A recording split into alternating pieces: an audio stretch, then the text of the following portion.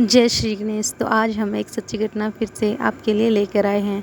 एक बार श्री गणेश जी एक छोटे बालक के रूप में चिमटी में चावल और चम्मच में दूध लेकर निकले। वो हर किसी से कह रहे कि कोई मेरी खीर बना दो, कोई मेरी खीर बना दो। बुढ़िया माई बैठी हुई थी, उसने कहा ला मैं बना दूं। वह छोटा सा बर्तन चढ़ाने लगी। तब गणेश जी ने कहा कि दादी माँ, छोटी सी भिगोनी मत चढ़ाओ, तुम्हारे घर में जो सबसे बड़ा बर्तन हो वही चढ़ा दो। जय श्री गणेश। बुढ़िया ने वही चढ़ा दिया और वह देखती रह गई कि वह जो थोड़े से चावल उस समय बड़े बर्तन में डाली थी वह तो पूरा भर गया। गणेश जी ने कहा दादी माँ, मैं नहा कर आता हूँ। इतने में खीर तैयार हो गई तो बुढ़िया के पोते पोते खीर खाने के लिए रोने लगे। बुढ़िया ने कहा गणेश जी, तेरे भोग लगाना लगाना कहकर चूल्हे में थोड़ी सी खीर डाली और कटोरी भरकर बच्चों को दे दी। बुढ़िया की पड़ोसन ऊपर से देख रही थी तो बुढ़िया ने सोचा यह चुगली कर देगी, तो एक कटोरा भरकर उसे भी पकड़ा दिया।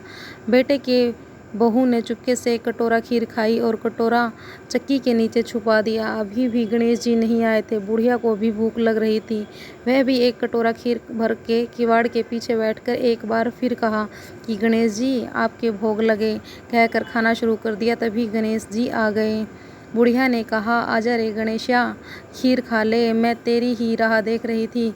गणेश जी ने कहा दादी माँ, मैंने तो खीर पहले ही खा ली।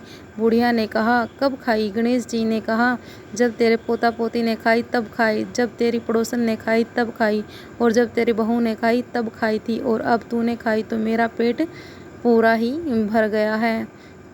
बुढ़िया ने कहा बेटा, और सारी बात तो सच है, पर बहू बेचारी का तो नाम मत लो, वह तो सुबह से काम में लग रही है, उसने फिर कब खाई? गणेश जी ने कहा चाची के नीचे देख, झूठा कटोरा पड़ा है, और तूने तो मेरे भोग तो लगाया, वह तो वैसे ही खा गई। बुढ़िया ने कहा बेटा, घर की बात है, घर में ही रहने दो। अब बताओ बची हुई खीर का क्या करूं? गणेश जी ने कहा नगरी जिमा दो। बुढ़िया ने पूरी नगरी जिमा दी, फिर भी बर्तन पूरा ही भरा था। राजा को पता लगा तो बुढ़िया को बुलाया और कहा क्यों री बुढ़िया, ऐसा बर्तन तेरे घर में सोवे अच्छा लगे या हमारे घर में सोवे? बुढ़िया ने कहा राजा जी आप ले लो। राजा जी ने खीर का बर्तन महल में मंगा लिया। लाते ही खीर में कीड़े मकोड़े, बिच्छू और कछले हो गए और दुर्गंध आने लगी। तो बोलिए जय श्री गणेश की। यह देखकर राजा ने बुढ़िया से कहा बुढ़िया, बर्तन वापस ले जा, तुझे हमने दिया। बुढ़िया ने कहा राजा जी, आप देते तो पहले कभी भी दे देते, यह बर्तन तो मुझे मेरे गणेश जी ने दिया है। बुढ़िया ने बर्तन वापस लिया और लेते ही खीर सुगंधित हो गई। घर आकर बुढ़िया ने गणेश जी से कहा बची हुई खीर का क्या करें? गणेश जी ने कहा झोपड़ी के कोने में खड़ा खोद कर गाड़ दो, उसी जगह सुबह उठकर वापस खोदोगे तो धन के 2 से 4 मिलेंगे। ऐसा कहकर गणेश जी अंतर्धन हो गए। जाते समय झोपड़ी के लात मारते हुए गए तो झोपड़ी के स्थान पर महल हो गया। सुबह बहू ने फावड़ा लेकर पूरे घर को खोद दिया तो कुछ भी नहीं मिला। बहू ने कहा सासू जी, तारो गणेश जी तो झूठो है।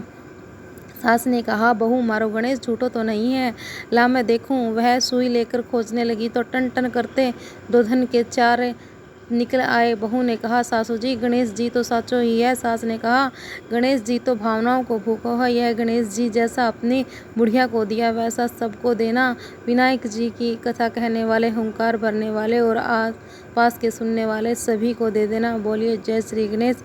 सबके भंडारे भरना, सभी को खुशियाँ बांटना।